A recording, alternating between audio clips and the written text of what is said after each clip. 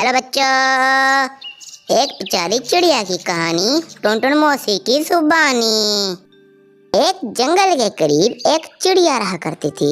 वो रोज घने जंगलों से होकर जाती ताकर कुछ खाने पीने के लिए लेकर आए। वो एक बाग में पहुंच जाती और वहां पर लगा हुआ अनाज तोड़कर अपने घर की तरफ रवाना हो जाती। ये उसका रोज का मामूल था। लेकिन बदकिस्मत चिड़िया जैसे ही जंगलों से होकर अपने घर में जाकर अनाज को रखती, तो जैसे ही वो अपने घोंसले में अनाज रखती और अनाज लेने के लिए जाती, तो उसे क्या पता था एक दरिंदा उसका यही काम करने के लिए बेताब था। तो पीछे से कालू कौवा आता और उसका सारा का सारा अनाज चोरी करके वहां से रफू चक्कर हो जाता। कालू कौवे का भी ये मामूल बन चुका था। जैसे ही बेचारी चिड़िया अपने घोंसले में आती और अपने अनाज को ना पाती, तो वह फूंट फूंट के रोती और कहती, कैसा मेरे साथ ही क्यों होता है? कौन है जो मेरा अनाज चोरी कर लेता है? ये कहते ही वो वहां से दुखी होकर उड़ जाती है। तो वो अपनी मुश्किल कबूतर मियाँ के पास लेकर जाती है, जो कि उसका बहुत अच्छा दोस्त था। वो उसे बताती है कि मेरा कोई ना कोई रोज घोंसले से अनाज चुरा कर ले जाता है। क्या तुमने किसी को देखा है मेरे दोस्त? तो कबूतर भैया उसे बताता है कि मैंने किसी को भी तुम्हारे घोंसले के पास नहीं देखा। अगर देखा होता तो मैं बता देता। ये सुनकर उदास चिड़िया और उदास होकर अपने घर की तरफ चले जाती है। और रात भी हो गई थी, तो वो अपने घर जाकर सो जाती है। सुबह होते ही वो और अनाज लेने जाती है। वो फिर से उसी बाग की तरफ जाती है जहाँ से उसको हर बार अनाज मिलता है। तो वो वहाँ से अनाज लेकर फिर जंगलों से होकर अपने घर की तरफ रवाना हो जाती है। उसके दिल में एक डर भी था कि उसका खाना फिर से चोरी ना हो जाए।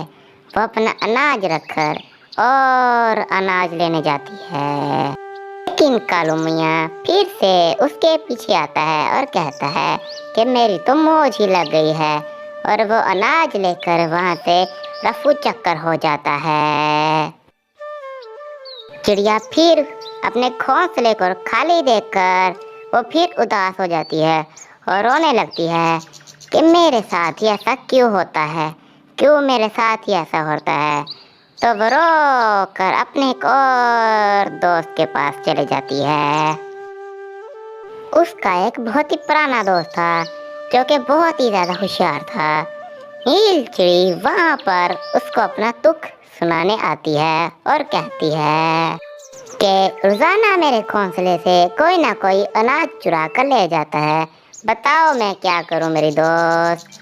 तो उसे चिड़िया बताती है कि मेरी दोस्त, तुम एक काम करो, लकड़ियां जमा करो और अपना घर लकड़ियों से बना लो, ताकि कोई भी तुम्हारे घर में ना आए और तुम्हारा खाना चुराने की हिम्मत ना करे। ये सुनकर चिड़िया फिर अपने घर की तरफ रवाना हो जाती है। रास्ते में वो लकड़ियाँ उठा देती है, क्योंकि उसकी दोस्त ने मशवरा दिया था लकड़ियों से घर बनाने का। वो लकड़ियाँ उठाकर अपने घर की तरफ रवाना हो जाती है और अपने घोंसले में जाकर लकड़ियाँ रख देती है और ज़्यादा लकड़ियाँ लेने के लिए चले जाती है। लेकिन बदकिस्मत चिड़िया जब और ज़्यादा लकड़ियाँ लेने जाती है, तो उसके साथ बहुत ही बुरा होता है। कालू कौवा उसके पीछे से आता है और लकड़ियाँ उठा कर ले जाता है, ताकर चिड़िया अपना घर लकड़ियों से ना बनाए और उसे खाना उठाने का मौका मिल सके। कालू कौवा लकड़ियाँ उठाकर जंगल से जाते हुए बहुत हंसता है कि उसका प्लान सक्सेसफुल हो गया है। जब चिड़िया घोंसले में आती है और घोंसले को खाली देखती है, तो वह फिर से बहुत ही ज़्यादा रोती है और कहती है, क्या सब मेरे साथ ही क्यों होना होता है? ये कहकर वो दरिया से पानी पीने के लिए जाती है, लेकिन वहाँ पर उसकी किस्मत जागती है। जब वो दरिया में पानी पीने आती है तो देखती है एक सुंदर परी जाले में फंसी हुई है, तो उसे जाले से निकालती है और परी उसे पूछती है कि तुम्हारा शुक्रिया नीली चिड़ी, तुमने मेरी जान बचा ली। अब बताओ मैं तुम्हारे लिए क्या कर सकती हूँ।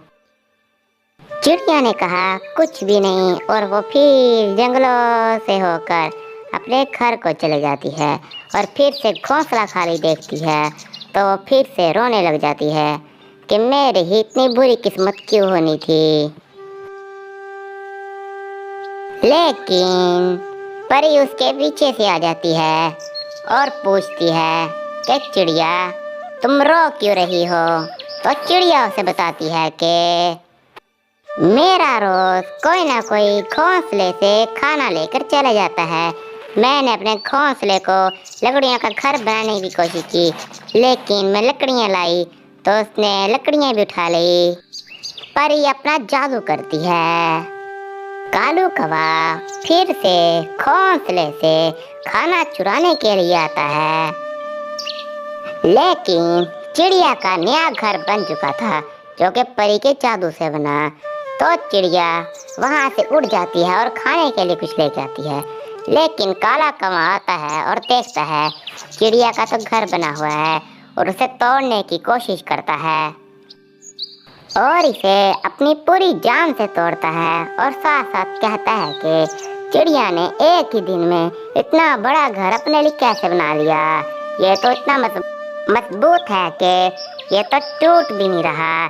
मेरी चोंच थक गई है, लेकिन यह घर नहीं टूट रहा। आखिर किस चीज का इसने घर बना लिया, वो भी एक ही दिन में। इतने में परी पीछे से आ जाती है और कौवे को मारने लग जाती है, क्योंकि कौवा उसका घर तोड़ रहा था, और कहती है कि किसी का खाना चुराते हुए तुम्हें शर्म नहीं आती। ये लो मार खाओ अब। कौवा बहुत रोने लगता है क्योंकि कौवे को बहुत ही ज्यादा चोट लग रही थी। कौवा बहुत ज्यादा माफिया मांगता है और कहता है अब किसी का खाना नहीं चुराऊंगा, लेकिन परी उसे छोड़ती नहीं है, उसे मारी लगती है।